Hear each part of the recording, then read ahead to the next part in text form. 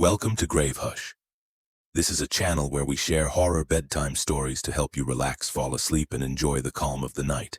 If you enjoy our stories, don't forget to like the video, subscribe to the channel, and turn on the bell icon so you never miss a new upload. We'd also love to hear from you in the comments. Tell us where you're listening from and what time it is right now as you're tuning in. Sit back, get comfortable, and let the story begin. Emma Rodriguez was pulling a double shift at St. Mary's Children's Hospital when her life changed forever. The 29-year-old nurse had been covering for a sick colleague on the third-floor ICU when she heard something impossible.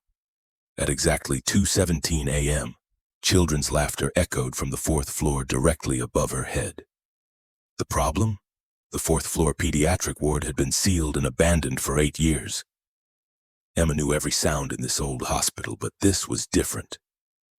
She could clearly hear kids running around, playing with toys and giggling like they were having the time of their lives. Emma called security. Officer Marcus Thompson arrived within minutes and stood with Emma in the hallway, both listening to the ceiling. The sounds were undeniable. At least 4 children playing some kind of game involving a ball and lots of running. Marcus radioed Security Chief Janet Williams, who arrived with master keys to the abandoned floor. Janet explained that the fourth floor had been completely sealed since 2015, with quarterly inspections showing no disturbances. They took the service elevator to the fourth floor. When Janet unlocked the heavy steel security door, they stepped into complete darkness. The power had been cut years ago to save money. Using flashlights, they entered the abandoned pediatric cancer ward. Hospital beds covered in sheets, old medical equipment, children's drawings still taped to walls. Everything was covered in thick dust and smelled like stale air. But Emma's flashlight revealed something that made her scream. In the dust covering the floor were dozens of fresh footprints, small sneaker treads and bare feet, like children had been running around minutes before their arrival. The footprints led up and down the hallway in playful patterns, circling around the old nurse's station and weaving between hospital beds. Janet was disturbed. She checked the keycard access logs on her phone. No entry to the fourth floor in over 3 months. The building's security system showed no breaches, no unauthorized access. Emma noticed something else in the dust. Toy impressions. Perfect outlines where blocks, balls, and dolls had been placed and moved recently. But there were no actual toys anywhere on the floor. Marcus found the most disturbing evidence. In one of the old patient rooms, someone had arranged the dust on a bedside table to spell out HELPUS in childlike letters. The message was fresh. No settled dust on top of the lettering. Janet immediately called for a complete building sweep. Within an hour, 6 security officers had searched every inch of the fourth floor. They found no intruders, no way anyone could have entered or escaped. But they found more messages written in dust throughout the ward. We're still here, and don't forget us, and playtime at 2:15. Emma researched the ward's history the next day. Between 1995 and 2015, 47 children died in the fourth floor cancer unit.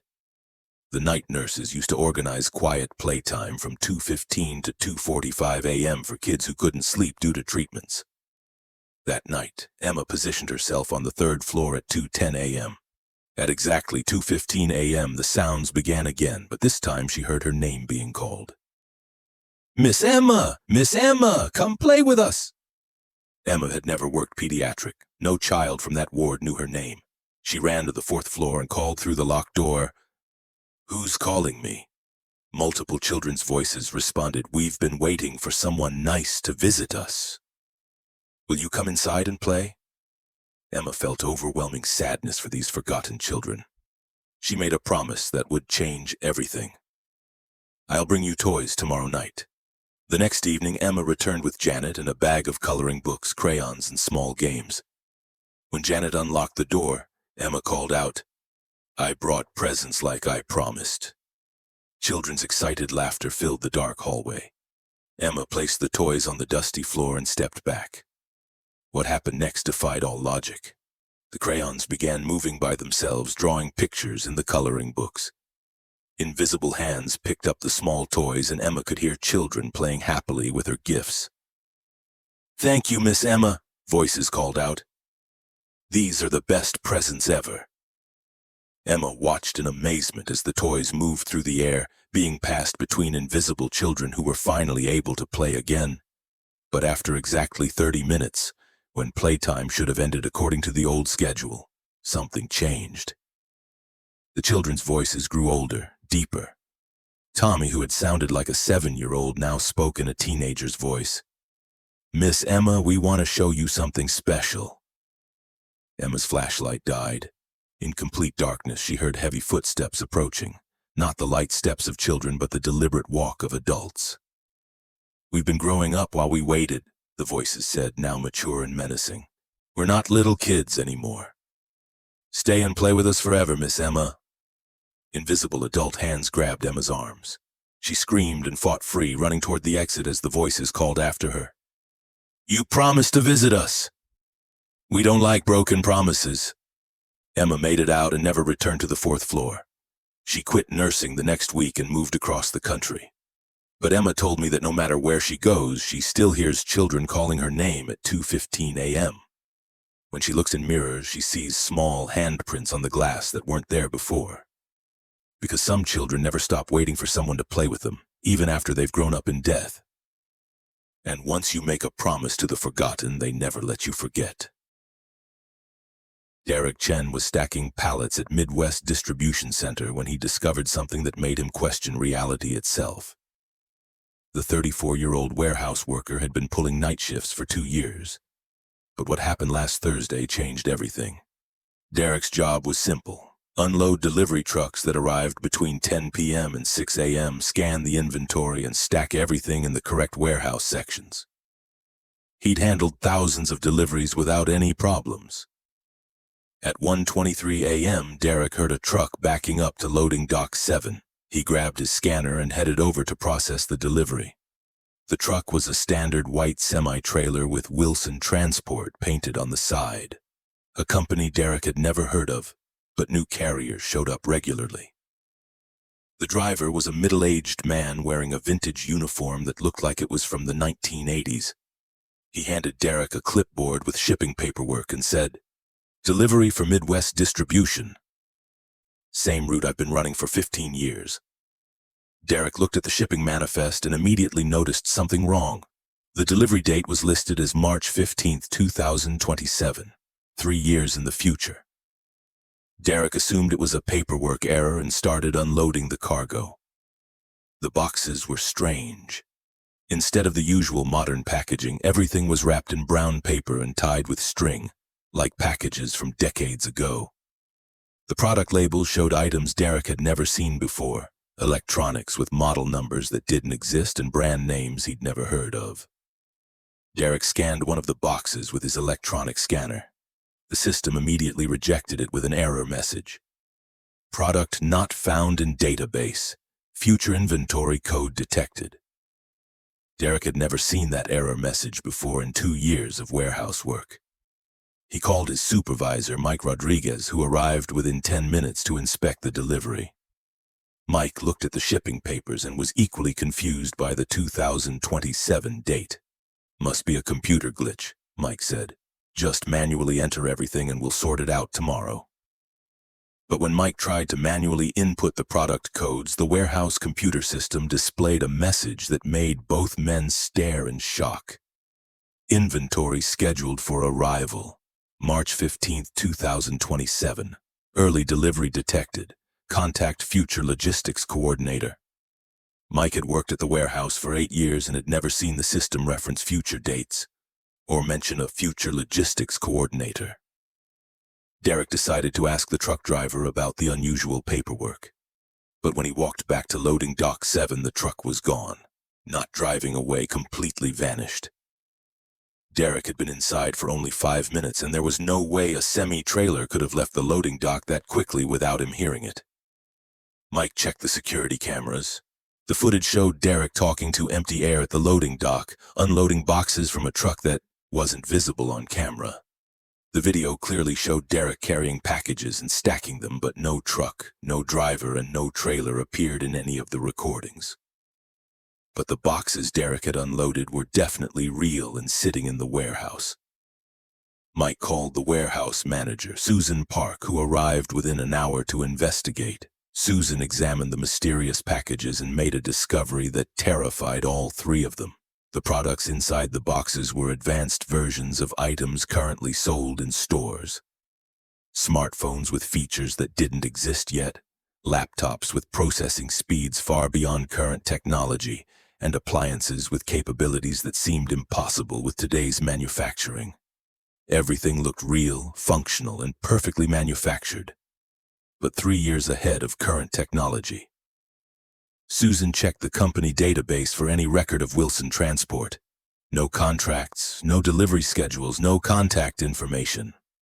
According to their system, Wilson Transport didn't exist as one of their approved carriers. But Susan found something even more disturbing in the warehouse's historical records. Over the past 5 years, night shift workers had logged 17 deliveries from Wilson Transport, all with future shipping dates ranging from 2025 to 2030. Every single delivery had been processed by different night shift employees who all reported the same experience. Vintage dress drivers delivering advanced products from years in the future. Susan pulled the personnel files for those previous night shift workers. All of them had quit within a week of processing a Wilson Transport delivery, and most had cited unexplained stress or impossible work conditions in their resignation letters. Derek was shaken but decided to finish his shift. At 3:47 a.m. he heard another truck backing up to loading dock 12. This time, Derek was ready with his phone camera to record evidence. The truck looked identical to the first one. White semi-trailer with Wilson Transport painted on the side.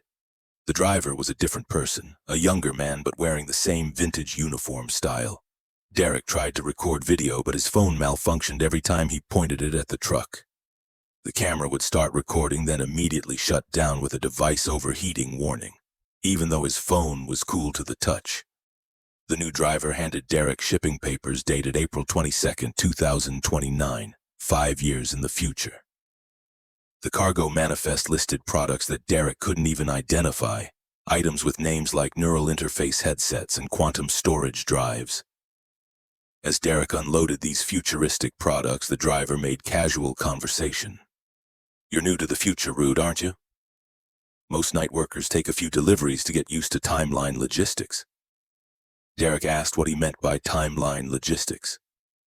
The driver smiled and said, "Time isn't as linear as people think, especially at night when fewer people are paying attention. We deliver when it's convenient, not necessarily when it's chronologically correct." Derek was too confused and frightened to ask more questions. He finished unloading and watched the driver climb back into his truck. But this time, Derek followed the truck outside to see where it went. As the semi-trailer pulled away from the loading dock, Derek watched it drive toward the warehouse exit gate. The truck never reached the gate. Halfway across the parking lot, it simply faded away like mist, leaving Derek staring at empty asphalt. Derek quit his job that morning. He told me that he couldn't handle receiving deliveries from a future that hadn't happened yet, being processed by a computer system that somehow knew about inventory that wouldn't exist for years. But Derek kept one small item from those mysterious deliveries. A handheld device that looked like a smartphone but operated with technology he'd never seen before. The device works perfectly and shows him things that make him question everything he thought he knew about time. Sometimes the device displays news headlines from 2027, stock market reports from 2029, and weather forecasts for dates that haven't occurred yet. Derek showed me photographs on the device of himself working at different jobs in different cities over the next 5 years. Jobs he hasn't applied for yet in places he's never been. Because some deliveries aren't just bringing you products from the future, they're bringing you glimpses of where you're headed, whether you're ready to see it or not. One of my viewers sent me this story last week, and I haven't been able to sleep properly since reading it. What happened to this mortician will make you never want to work alone at night again. This is about Nathan Brooks, a 31-year-old licensed mortician who worked the night shift at Riverside Funeral Home in Ohio. Nathan had been preparing bodies for burial for 6 years, so he thought he'd seen everything death could throw at him. Nathan's job was straightforward: receive bodies from the hospital, perform embalming procedures, and prepare them for morning viewings. He worked alone from 11 p.m. to 7 a.m. in the basement preparation room, and he preferred it that way. No distractions, no interruptions, just quiet, methodical work. On Monday night, October 23rd, Nathan was working on an elderly woman named Margaret Ellis, who had died peacefully in her sleep. He had positioned her on the preparation table and begun the standard embalming process when he stepped away to get additional supplies from the storage room. When Nathan returned 3 minutes later, Margaret Ellis was sitting upright on the table, her eyes wide open, staring directly at the preparation room door. Nathan froze. In 6 years, he'd never seen anything like this. Rigor mortis doesn't work that way. Bodies don't just sit themselves up hours after death. Nathan approached the table cautiously and gently laid Margaret back down. Her body was completely limp and showed no signs of muscle tension that could explain the movement. Nathan convinced himself that maybe he hadn't positioned her properly and she had somehow shifted due to the table angle. He finished the embalming procedure and moved Margaret to cold storage, then started working on his second case, Robert Chen, a 45-year-old heart attack victim. An hour later, Nathan heard a sound that made his blood freeze, the distinctive creak of the cold storage door opening. Nathan walked over to investigate and found Margaret Ellis standing in the hallway outside the storage unit, still wearing her preparation gown, looking directly at him with those same wide-open eyes. Nathan was terrified, but he was also a professional. He checked Margaret's vitals with a stethoscope. No heartbeat, no pulse, body temperature consistent with death. She was definitely deceased, but she was also definitely standing in his hallway. Nathan carefully guided Margaret back to the storage unit and secured the door with an additional lock. He called his supervisor, Frank Morrison, who had 20 years of experience in funeral service. Frank arrived within 15 minutes and listened to Nathan's account with growing concern. Frank examined Margaret's body and confirmed that she was deceased, properly embalmed, and showed no signs of life. "Bodies don't walk around, Nathan," Frank said. "Maybe you're working too many night shifts. Take tomorrow off." But Frank agreed to stay with Nathan for the rest of the shift to observe. At 3:17 a.m., both men heard the cold storage alarm activate. They rushed to check and found not just Margaret but also Robert Chen, both standing outside their storage units in the hallway. Frank was speechless. He had never seen anything like this in 2 decades of funeral service. Both bodies were positioned identically, standing upright, arms at their sides, eyes wide open, staring in the same direction toward the preparation room. Frank checked the security cameras. The footage showed the storage unit doors opening by themselves and the bodies walking out in perfectly synchronized movements, like they were following invisible instructions. Frank called the funeral home owner, Dr. Patricia Williams, who arrived immediately with the company's physician consultant, Dr. James Park. Dr. Park examined both bodies and confirmed they were clinically dead with proper embalming preservation. There was no medical explanation for their mobility. Dr. Williams reviewed the funeral home's records and discovered something that made everyone uncomfortable. Over the past 3 years, night shift morticians had reported similar incidents 17 times.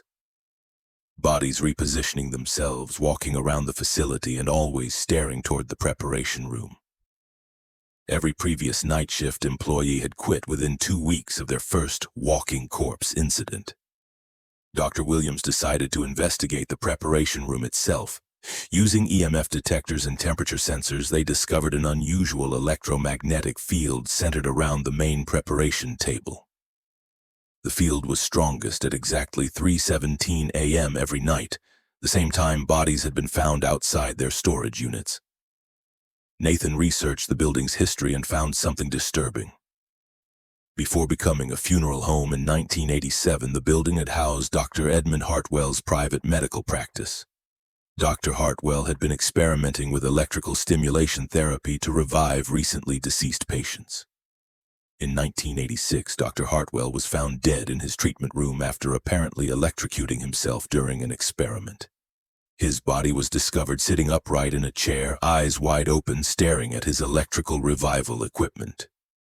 Nathan realized that the preparation room was built directly over Dr. Hartwell's old treatment room. The next night, Nathan positioned motion sensors around the cold storage area and waited. At exactly 3:17 a.m., the sensors activated. But this time, Nathan was ready with a camera. What he recorded was impossible to explain. All 6 bodies currently in storage walked out of their units simultaneously, moving in perfect formation toward the preparation room. But they weren't walking normally. They moved like marionettes being controlled by invisible strings, their movements jerky and unnatural. Nathan followed them to the preparation room where all 6 bodies arranged themselves around the main table and stood motionless, staring at the spot where Dr. Hartwell had died 37 years earlier.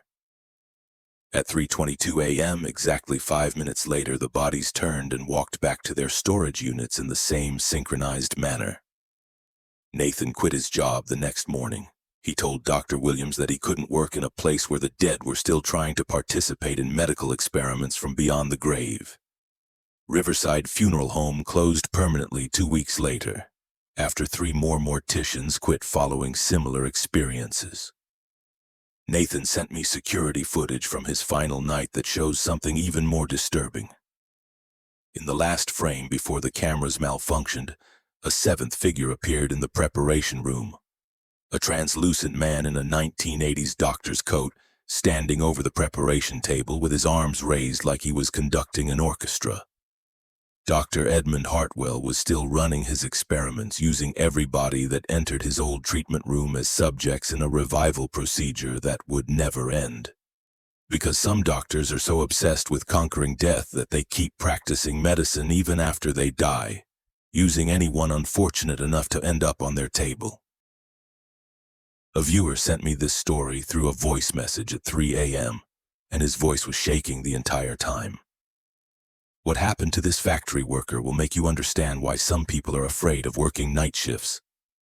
This is about Carlos Mendez, a 28-year-old machine operator at Steelworks Manufacturing in Detroit. Carlos had been working the graveyard shift for 4 months at this massive factory that produced automotive parts for major car companies. The factory operated 3 shifts: day shift from 6 a.m. to 2 p.m., evening shift from 2 p.m. to 10 p.m., and Carlos worked nights from 10 p.m. to 6 a.m. During his shift, only 12 workers operated the entire factory floor that employed over 200 people during the day. Carlos's job was monitoring Assembly Line 7, which manufactured transmission components. The line was fully automated, so Carlos basically just watched machines work and fixed any problems that came up. On Thursday night, November 8th, Carlos noticed something strange around 1:30 a.m. Assembly Line 3, which had been shut down for maintenance, suddenly started operating. Conveyor belts were moving, robotic arms were welding, and sparks were flying from the machinery. Carlos walked over to investigate. Line 3 wasn't supposed to be running. The power had been disconnected for safety during maintenance work. But as Carlos got closer, he saw something that made him stop dead in his tracks. People were working the line. At least 8 workers in blue factory uniforms were operating stations along the assembly line, working with the same efficiency and coordination as the day shift crew. Carlos called out to them, but none of the workers looked up or acknowledged him. They just kept working, focused on their tasks like they were on a tight production deadline. Carlos tried to get closer, but every time he moved toward Line 3, the workers seemed to fade slightly, becoming more translucent. When he backed away, they became solid and visible again. Carlos radioed his shift supervisor, Tony Rodriguez. "Tony, we've got unauthorized workers on Line 3, the maintenance line that's supposed to be shut down." Tony came over within 5 minutes and stood next to Carlos, looking at Line 3. "What workers, Carlos?" "That line is dark. There's nobody there." Carlos stared in confusion. From his perspective, 8 people were clearly working the line. But Tony was looking at the exact same spot and seeing an empty, shut-down assembly line. "You're seeing ghosts, man," Tony laughed. "Too much coffee and not enough sleep." But Carlos knew what he was seeing. These weren't hallucinations. These were real people doing real work on a line that shouldn't have power. Carlos decided to document what he was seeing. He pulled out his phone and started recording line 3. When he reviewed the footage, his hands started shaking. The video showed an empty assembly line with no workers, no movement, and no activity, but Carlos could still see the workers with his naked eyes, even while watching the video that showed nothing. The next night, Carlos came prepared with a camera and asked his co-worker Miguel Santos to witness what he was seeing. At 1:30 a.m., line 3 activated again. Carlos pointed at the workers and asked Miguel, "Do you see them?" Miguel looked confused. "See who, Carlos?" "That line has been shut down all week." But Carlos recorded something different this time. While Miguel saw nothing, Carlos's camera picked up audio. The sounds of machinery running, metal being welded, and workers talking to each other about production quotas and quality control. Carlos put on headphones and listened to the audio. He could hear distinct conversations. "We're behind schedule on the transmission housings, and quality control wants us to double-check the torque specifications." These were normal factory conversations, except they were happening on a line that had no power and no scheduled production. Carlos researched the factory's history and discovered something that explained everything. In 1987, there had been a massive industrial accident on assembly line 3. A hydraulic system failure caused an explosion that killed 8 workers instantly. The accident happened during the night shift at exactly 1:30 a.m. Carlos found the names of the workers who died: Frank Morrison, Lisa Chen, Robert Taylor, Maria Santos, David Kim, Jennifer Brooks, Michael Rodriguez, and Thomas Wilson. All 8 had been working overtime to meet a critical production deadline when the accident occurred. The next night, Carlos positioned himself near Line 3 at 1:25 a.m. and waited. At exactly 1:30 a.m., the line activated, and the 8 workers appeared just like before.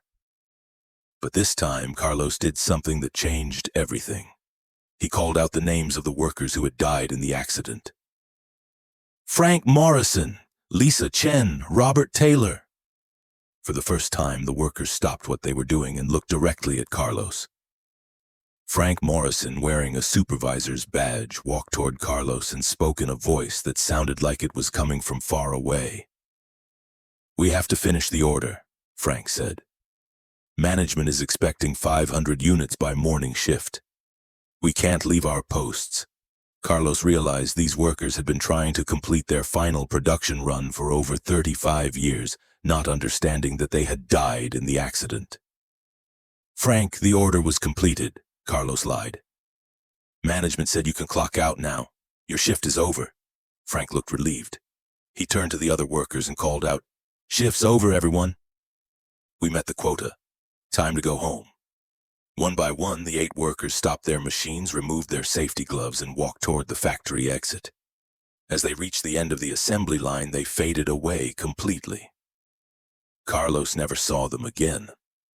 But Carlos told me that sometimes during particularly busy production periods when the factory is running behind schedule, other night shift workers report seeing the ghost crew return to line 3, still trying to help meet deadlines and maintain the production standards they died trying to achieve.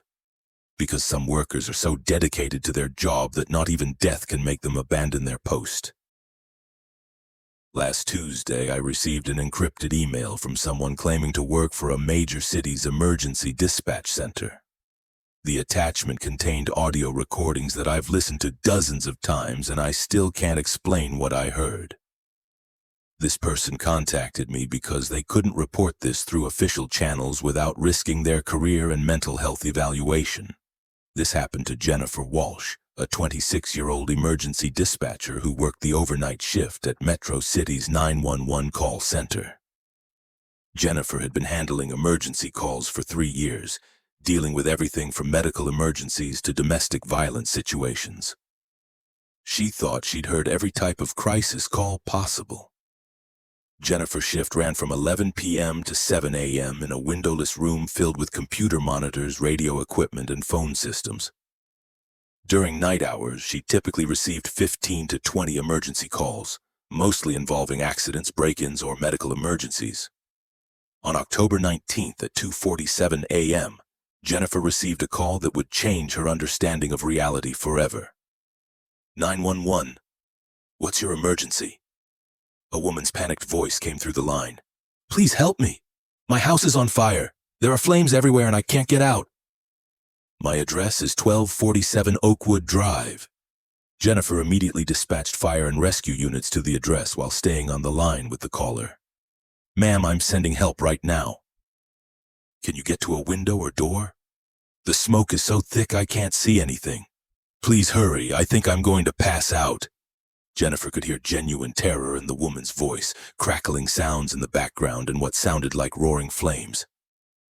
She guided the caller through emergency procedures while tracking the fire department's response. But when the fire trucks arrived at 1247 Oakwood Drive, they found something impossible. The house was completely intact, dark, and showed no signs of fire damage. The property had been abandoned for over 2 years. Fire Chief Marcus Thompson radioed back to Jennifer. Dispatch, we're at 1247 Oakwood. No fire, no emergency, no residents. House appears to have been empty for years. Jennifer was confused. She could still hear the woman on the phone coughing and crying for help. Ma'am, the fire department is at your location. Can you see them outside? I don't see anyone. Please, the fire is getting worse. I'm trapped in the bedroom. Jennifer coordinated with the fire team to search the property thoroughly. They broke into the house and found it completely empty. No furniture, no residents, and no signs that anyone had lived there recently. But Jennifer could still hear the woman screaming for help through her headset. Chief Thompson confirmed there was absolutely no one at the address. Jennifer was forced to end the call even though she could still hear the panicked voice asking why no one was coming to help her. Jennifer reported the incident to her supervisor, Captain David Chen, who had managed emergency dispatch for 15 years.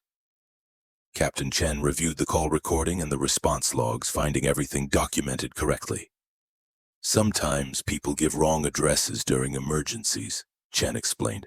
Panic makes people confused about their location. But Jennifer knew something was wrong. She had verified the address 3 times during the call, and the woman had been very specific about her location. The next night, Jennifer received another impossible call at 3:23 a.m. 911. What's your emergency? A man's desperate voice. I've been in a car accident on Highway 52, mile marker 18. My car went off the road and I'm trapped. I think my leg is broken.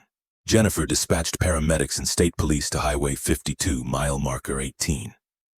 Sir, help is on the way. Can you tell me your name and describe your injuries? My name is Robert Pierce. I was driving home from work when a deer ran into the road. I swerved and hit a tree. There's blood everywhere and I can't feel my legs. Jennifer stayed on the line providing medical guidance while emergency responders raced to the location. But when paramedics arrived at mile marker 18, they found no accident, no damaged vehicle, and no injured person. The highway was completely clear with no signs of any recent collision. Paramedic Lisa Martinez radioed back. Dispatch, we've searched a 2-mile radius around marker 18. No accident scene, no debris, no skid marks, nothing. Jennifer was still connected to Robert Pierce, who was begging for help and saying he could see headlights approaching. The ambulance is here. Why aren't they stopping? I'm right here by the tree. The paramedics confirmed they were at the exact location searching with spotlights but found no person and no crash site. Captain Chen was disturbed by the second incident. He ordered a full investigation of Jennifer's equipment and call routing systems. Everything tested normally with no technical malfunctions detected. But Chen discovered something in the emergency response database that made him very uncomfortable. He pulled up records for Robert Pierce and found a fatal car accident report from Highway 52, mile marker 18, dated March 15, 2019. Robert Pierce had died in a single vehicle collision after swerving to avoid a deer exactly as described in Jennifer's call. The accident had happened 4 years earlier. Chen then searched for the woman from 1247 Oakwood Drive. He found a fire department report from September 3, 2021. Sarah Mitchell had died in a house fire at that address. She had been trapped in her bedroom and died from smoke inhalation while calling 911 for help. Both callers had been dead for years, but somehow they were reaching Jennifer's emergency line, still experiencing their final moments and still desperately calling for help that would never arrive in time. Chen briefed Jennifer on his findings and made a decision that violated department protocol. He instructed Jennifer to document these calls as prank calls to avoid triggering a psychological evaluation that would end her career. But the calls continued. Over the next 2 weeks, Jennifer received 12 more emergency calls from people who had died in various accidents and disasters throughout the city's history. A woman trapped in an elevator that crashed in 1995. A man having a heart attack in an apartment building that was demolished in 2003. A child who drowned in a swimming pool in 2017. Each caller described their emergency in perfect detail, matching historical records of their actual deaths. Each time, emergency responders found nothing at the locations. Jennifer realized she was somehow receiving calls from people who had died while on the phone with 911. Still trapped in their final moments, endlessly reliving their last desperate attempts to get help. The most disturbing call came on November 2nd at 4:15 a.m. 911, what's your emergency? Jennifer's own voice came through the phone. Please help me. There's been an accident at the dispatch center. I'm trapped under debris and I can't move. Send help to Metro City 911 headquarters. Jennifer was hearing herself calling for help, describing an emergency that hadn't happened yet. The voice was definitely hers, but panicked and desperate in a way she'd never experienced. Jennifer looked around the dispatch center. Everything was normal. No emergency, no danger, no accident. But her future self was screaming through the phone. The building collapsed during the earthquake. I'm bleeding and I can't feel my legs. Please send someone. Jennifer hung up immediately and quit her job that same night. She sent me these recordings because she believes that somehow the 911 system had connected her to a timeline where she dies in a building collapse that hasn't happened yet. Jennifer moved to a different state and refuses to work in emergency services ever again. But she told me that sometimes late at night her phone rings with calls from her own number. When she answers, she hears her own voice, still trapped in that future emergency, still begging someone to send help to a disaster that may be waiting for her no matter where she goes. Because some emergency calls reach across time itself, connecting the living to the dead, and sometimes showing us emergencies that are still coming for us. This is the story of Maria Santos, a 42-year-old night janitor who discovered that some schools never truly empty, even during the longest summer breaks. Maria had been cleaning Roosevelt Elementary School for 7 years, working alone from 10 p.m. to 6 a.m. Monday through Friday. The job paid well and Maria liked the solitude. No students running around, no teachers to work around, just her cleaning supplies, and the peaceful silence of an empty building. Roosevelt Elementary had been closed for summer break since June 15th, and Maria was using these quiet months to deep clean every classroom, hallway, and storage area. The building felt different during summer, larger, echoing, with that particular smell of chalk dust and old books that seemed to intensify in the empty corridors. On the night of July 23rd, Maria was mopping the second-floor hallway when she heard something that made her pause mid-stroke. Laughter. Children's laughter coming from the first floor. Maria stopped mopping and listened carefully. She could distinctly hear kids giggling, running footsteps, and the squeaking of sneakers on polished floors. It sounded like recess time, with at least a dozen children playing some kind of chase game. Maria was confused. The school had been empty for over a month, and she had locked all the entrances herself when she arrived at 10 p.m. No one else had keys except the principal and the head custodian. She grabbed her flashlight and headed downstairs to investigate. As she descended the stairs, the sounds got louder. Children calling out to each other, playground games, and the distinct sound of jump ropes hitting the floor rhythmically. When Maria reached the first floor, the sounds stopped immediately. Complete silence. Maria walked through every first-floor classroom, checking doors and windows.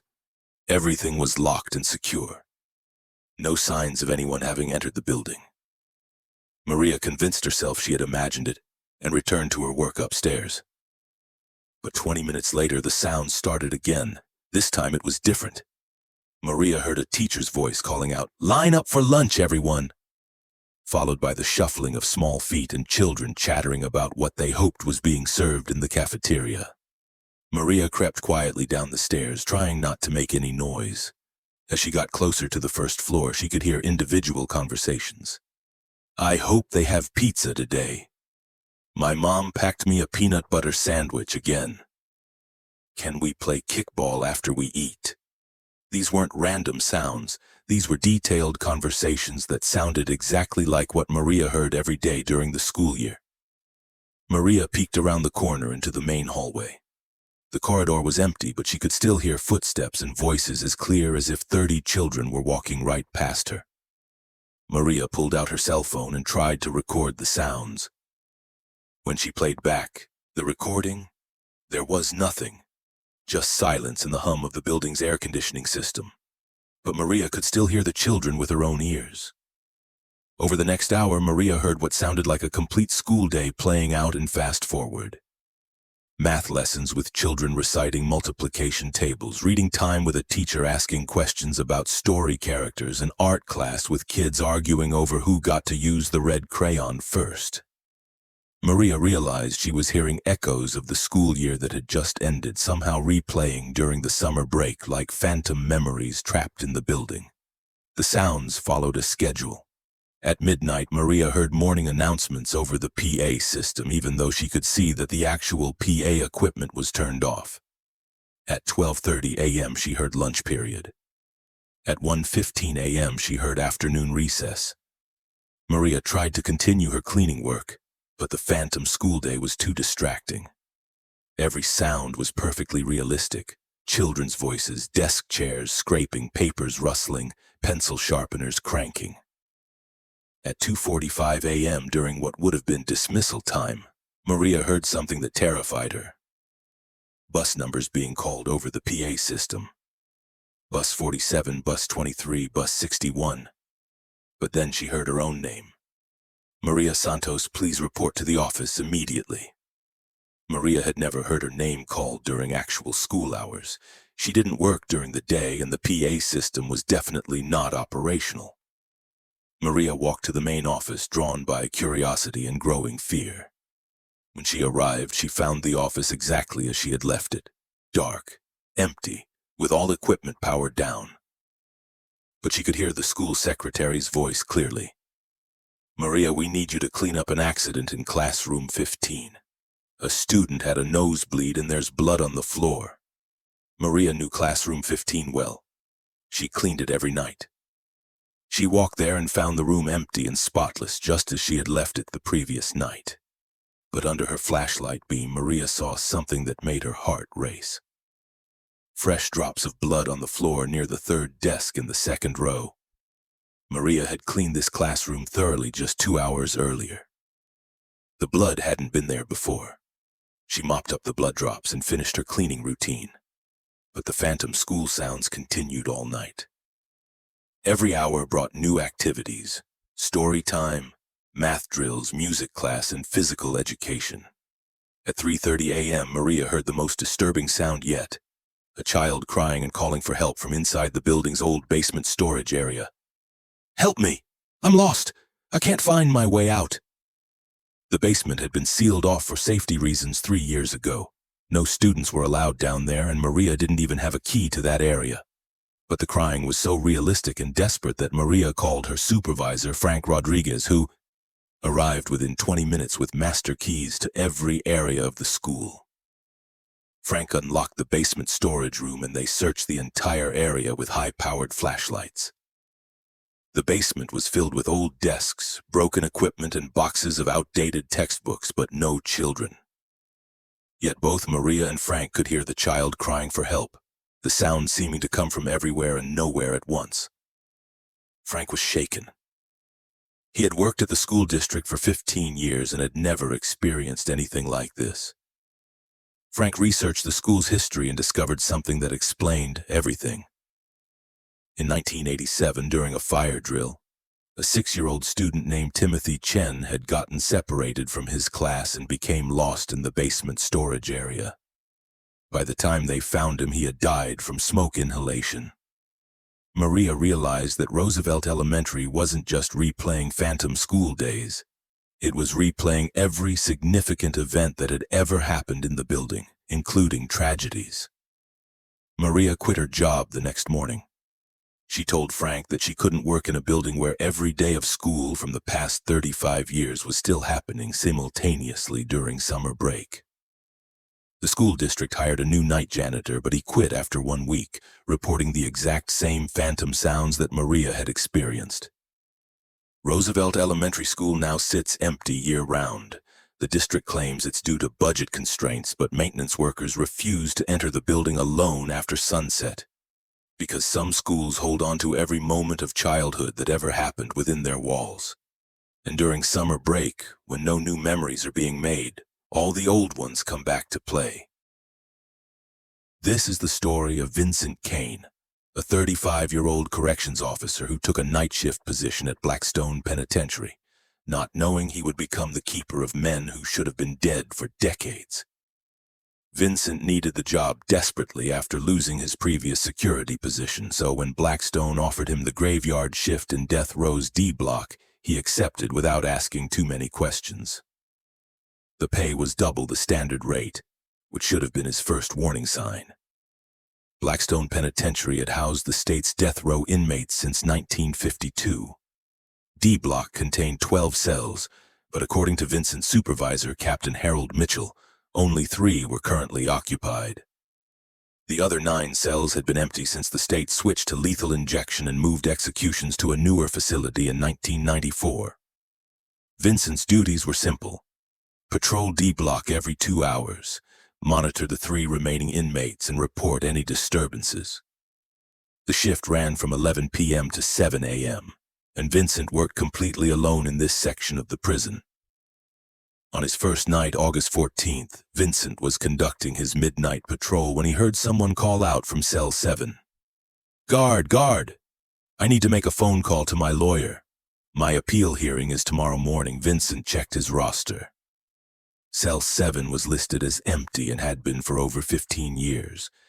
But when he shined his flashlight through the bars, he saw a man in his 40s wearing an orange prison jumpsuit sitting on the cell's cot. "Sir, you're not supposed to be in this cell," Vincent said. "How did you get in here?" The man looked confused. "What do you mean?" "I've been here for 6 months waiting for my appeal. My name is Eddie Lawson. Inmate number 4427, check your records." Vincent radioed the control room. Officer Janet Torres confirmed that cell 7 was empty according to all monitoring systems, and there was no inmate named Eddie Lawson currently housed in D block. But Vincent could clearly see the man sitting in the cell, looking directly at him with desperate eyes. "My lawyer said the governor might commute my sentence," Eddie continued. "I just need to make one phone call to confirm the hearing time. Please, I've been good. No infractions." Vincent was confused but decided to check the historical records. He found Eddie Lawson in the archived files. Death row inmate 4427 executed by electric chair on March 3, 1987 for double homicide. His final appeal had been denied 12 hours before his execution. Vincent returned to cell 7, but it appeared empty again. No inmate, no bedding, just bare concrete and rusted bars. The next night, Vincent heard voices from multiple cells during his 2 a.m. patrol. As he walked down the D block corridor, inmates called out from supposedly empty cells. "Officer, when is my clemency hearing? I need to see the chaplain before my execution. My family was supposed to visit today. Did they leave a message?" Vincent counted 12 distinct voices, one from each cell in D block. But according to prison records, only 3 cells were occupied. Vincent shined his flashlight into each cell and saw what appeared to be a full death row block. 12 men in orange jumpsuits, all looking at him with the same desperate hope in their eyes. "Please, officer," called out a young man from cell 3. "I'm Marcus Webb, inmate 3891. My execution is scheduled for tomorrow, but my lawyer filed new evidence. Has the stay been granted?" Vincent checked the records. Marcus Webb had been executed by electric chair on July 19, 1983. His final appeal was denied. His new evidence never reached the courts in time. Vincent realized he was seeing death row as it had been during its active years.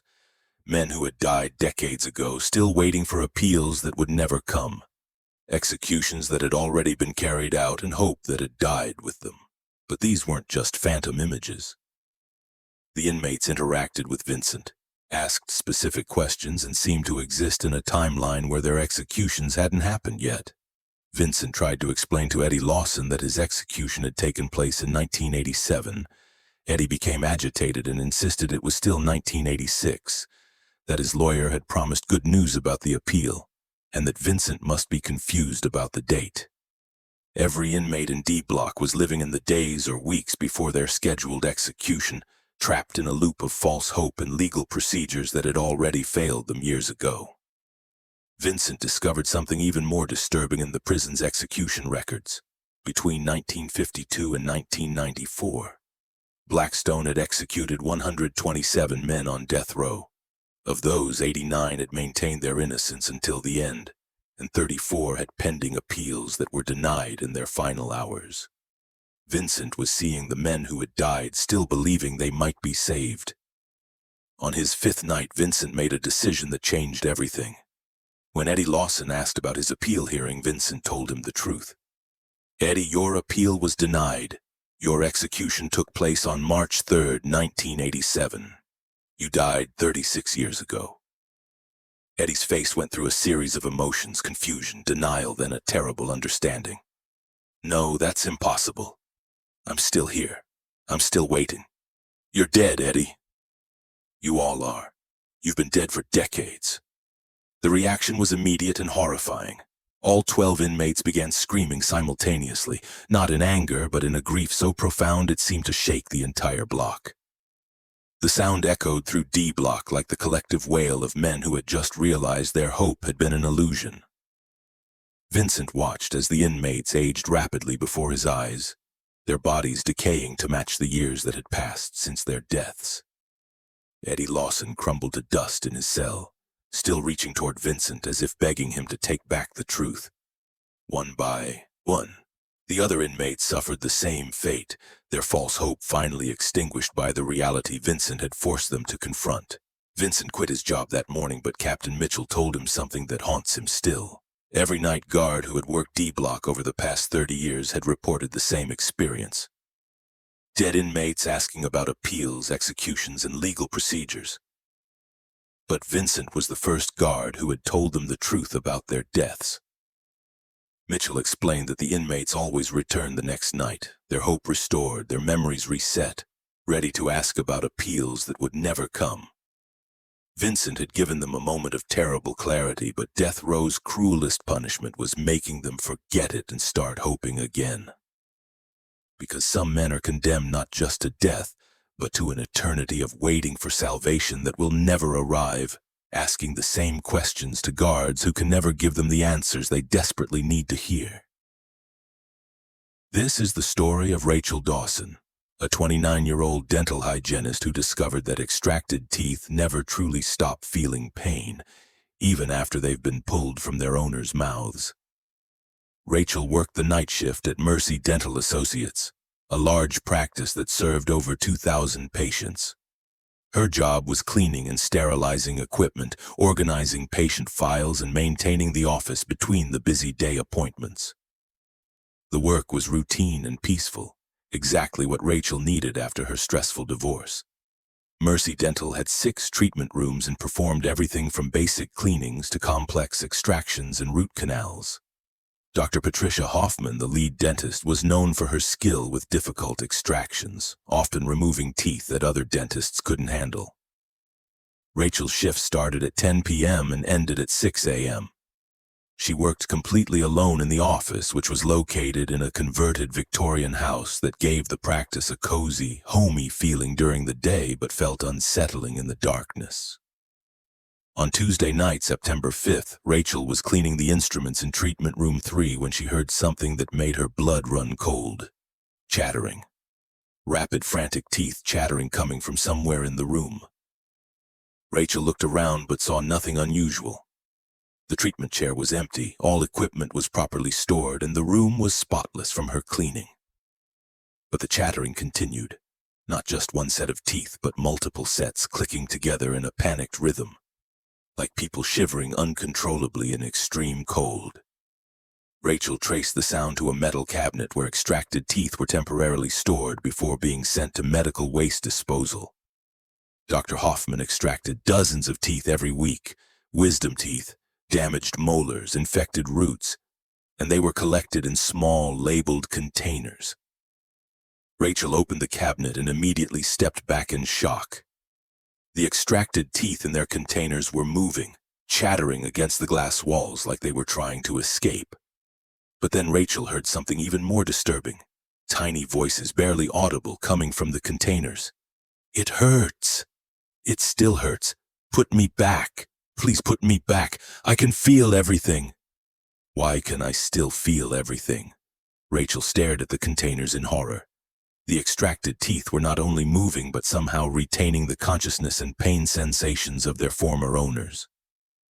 Rachel grabbed one of the containers, a wisdom tooth extracted from patient Timothy Brooks 3 days earlier. The tooth was bouncing frantically inside the container, and she could hear a voice that sounded exactly like Timothy's, screaming in agony. "The pain won't stop. Why won't the pain stop? I thought the extraction would make it better." Rachel knew Timothy Brooks. He had been Dr. Hoffman's patient for years, and his wisdom tooth extraction had gone perfectly. Timothy had left the office 3 days ago completely pain-free and grateful for the procedure. But somehow his extracted tooth was still experiencing the trauma of being pulled from his mouth. Rachel checked other containers and found the same thing. Every extracted tooth was conscious, in pain, and begging to be returned to its original owner. A molar from elderly patient Agnes Miller. "I miss my mouth. I've been with Agnes for 78 years. This jar is so cold and lonely." A canine tooth from teenager Jake Peterson. "My friends are still in Jake's mouth. I can hear them calling for me.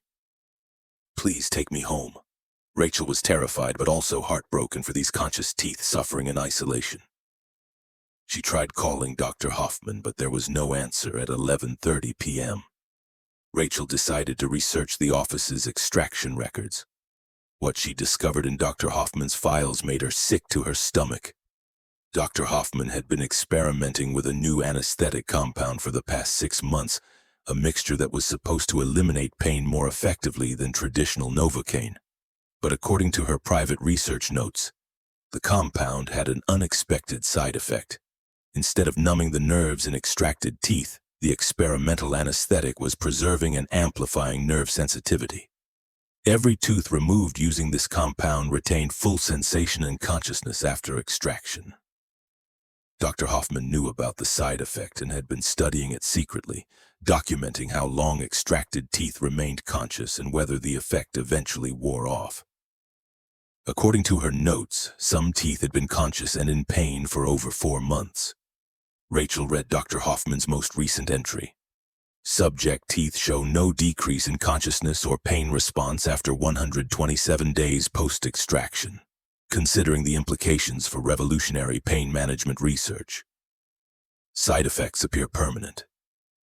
Rachel realized that Dr. Hoffman had been intentionally using an anesthetic that caused eternal suffering in extracted teeth, all for the sake of her research.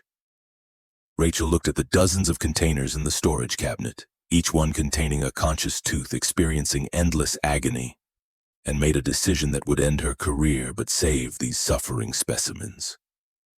Rachel began opening the containers and talking to each extracted tooth, apologizing for their pain and explaining that she was going to help them find peace. "I'm so sorry this happened to you," Rachel whispered to Timothy Brooks's wisdom tooth. Dr. Hoffman should never have used that experimental anesthetic. You don't deserve to suffer like this.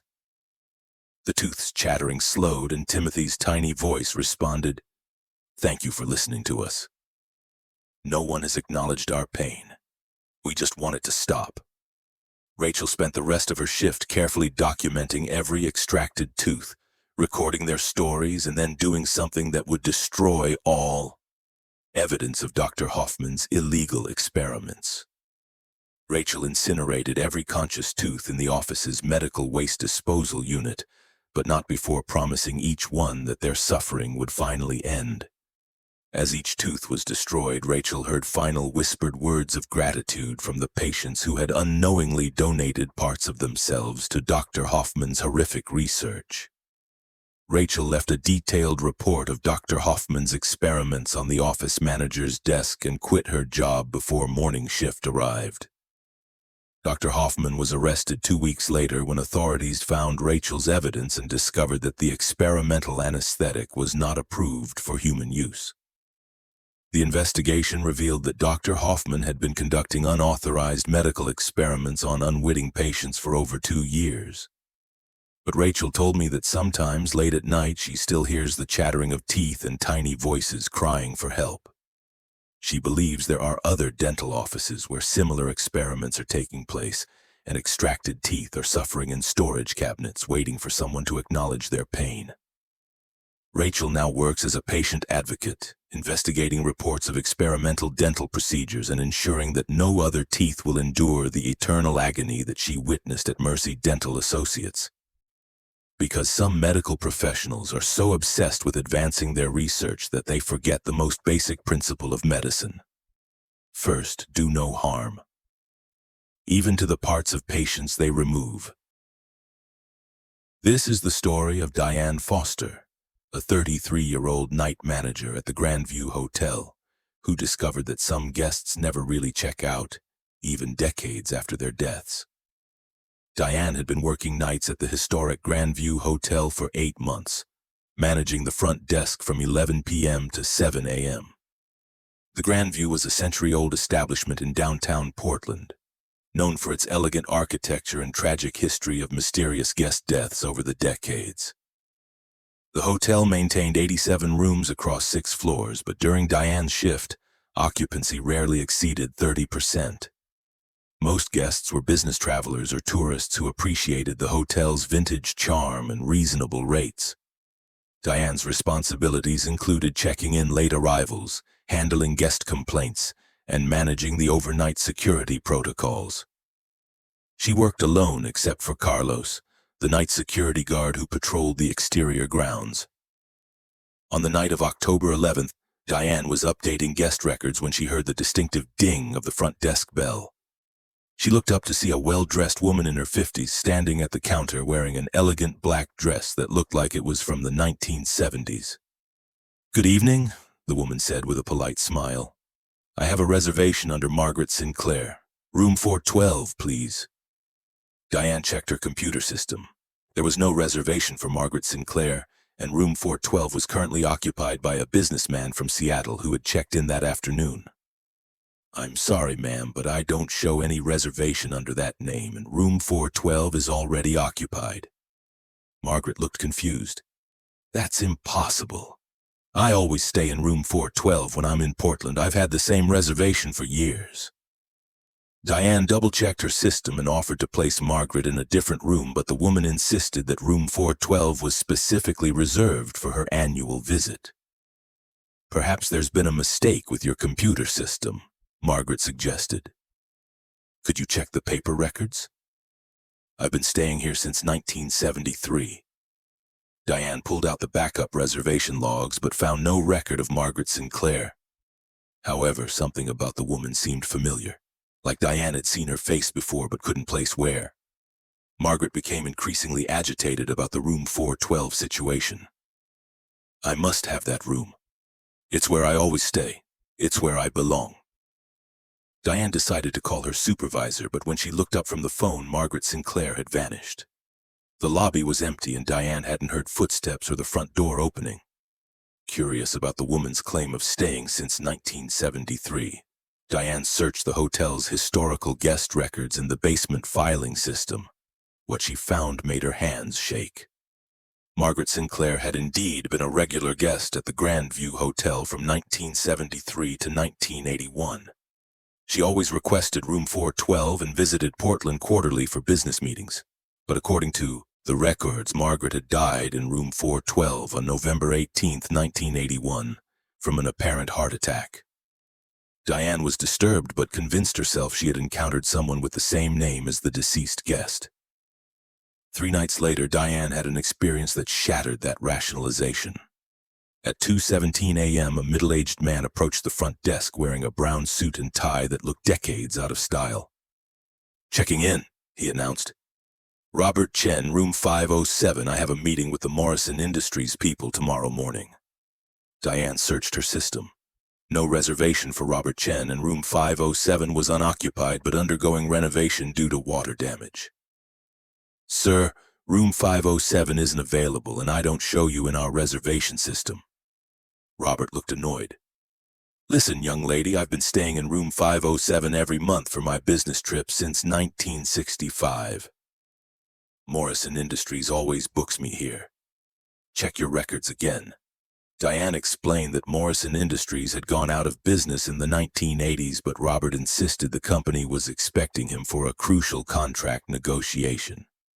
While Diane was trying to reason with Robert, she noticed something that made her blood run cold. Robert was translucent. She could see the lobby chandelier through his body. Diane blinked hard and looked again. Robert appeared solid and normal, but for a brief moment she was certain she had seen through him. Robert became impatient. "Just give me my key. I know the way to 507. Before Diane could respond, Robert walked toward the elevators. But instead of pressing the call button, he walked directly through the closed elevator doors and disappeared.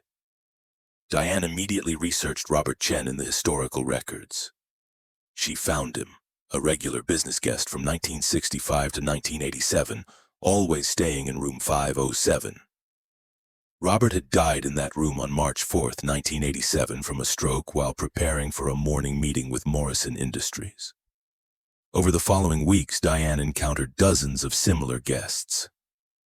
Men and women from different decades, all requesting rooms where they had died, all believing they were still alive and conducting business or vacation activities that had ended years ago. Eleanor Hayes from 1963, who died choking on room service dinner in room 203. Michael Torres from 1994, who fell down the stairwell after drinking heavily in the hotel bar. Sarah Kim from 2006, who overdosed on prescription medication in room 618. Each ghost guest behaved exactly as they had when alive, checking in for business meetings, family visits, or romantic getaways that would never happen, because their deaths had interrupted their plans decades earlier. But Diane discovered something even more disturbing in the hotel's incident reports. Every room where these ghost guests had died was experiencing unusual problems. Unexplained cold spots, electronic malfunctions, and complaints from living guests about voices and footsteps at all hours. The Grandview Hotel had become a repository for unfinished business, where people who died unexpectedly continued trying to complete their interrupted stays. Diane realized she wasn't just managing a hotel, she was managing a supernatural waiting room where the dead continued their earthly routines, unaware that their lives had ended. The most chilling discovery came when Diane found her own name in a reservation that had appeared mysteriously in the computer system. Diane Foster, room 324, permanent reservation, check-in date, November 15th. November 15th was still 2 weeks away, but the reservation was already confirmed in the system with a note. Guest will be joining our permanent registry following workplace incident. Diane quit her job immediately and moved to a different state, but she told me that no matter where she goes, she receives confirmation emails for her reservation at the Grandview Hotel. The emails always specify room 324 and remind her that her permanent check-in date is approaching, whether she's ready or not. Because some hotels don't just accommodate the living. They're collecting guests for an eternal stay that begins the moment your earthly reservations end. This is the story of Jake Morrison, a 38-year-old drilling operator who took a job on the Deepwater Phoenix oil rig 150 miles off the Louisiana coast, not knowing he would witness the same deadly explosion replay every night for 3 months. Jake had 20 years of experience on offshore rigs, but he needed work after his previous platform was decommissioned. When Titan Energy offered him a position on the Phoenix as night shift supervisor, he accepted immediately despite the rig's reputation for accidents. The Deepwater Phoenix had been operating since 1987 and had experienced 3 major incidents over its 36-year history. The most devastating occurred on September 14, 2019, when a wellhead blowout killed 11 crew members and caused a fire that burned for 6 days before being controlled. Jake's shift ran from 6 p.m. to 6 a.m., supervising a skeleton crew of 8 workers who maintained operations while the day shift slept. The night crew included Tommy Rodriguez on drilling operations, Kevin Walsh monitoring pressure systems, and Danny Chen handling safety protocols. On Jake's third night, October 8th, he was conducting his 11 p.m. equipment check when he noticed something strange on the main drilling platform. Additional crew members were working around Wellhead 7. The same well that had caused the 2019 disaster. Jake counted at least 15 workers on the platform, but his night shift only had 8 people total. The extra workers were wearing the orange safety helmets and jumpsuits of senior drilling specialists, working frantically to control what appeared to be a gas leak. Jake radioed Tommy Rodriguez. "Tommy, who authorized the extra crew on Wellhead 7? "What extra crew, boss?" "It's just me and Kevin working the primary wells tonight. Wellhead 7 has been capped and sealed since the 2019 incident." Jake looked back at the platform. He could clearly see the additional workers, but Tommy was right. Wellhead 7 had been permanently sealed after the explosion and was no longer operational. Jake walked closer to investigate. As he approached Wellhead 7, he could hear the workers shouting instructions to each other over the sound of escaping gas and mechanical equipment. "Increase the mud pressure. We're losing control. The blowout preventer isn't responding. Get everyone back. This thing's going to blow." Jake recognized the voices. These were the same crew members who had died in the 2019 explosion: Marcus Thompson, the drilling foreman; Lisa Park, the safety engineer; Robert Hayes, the pressure specialist. Jake had worked with all of them on previous rigs before their deaths, but here they were, frantically trying to prevent the disaster that had already killed them 4 years earlier.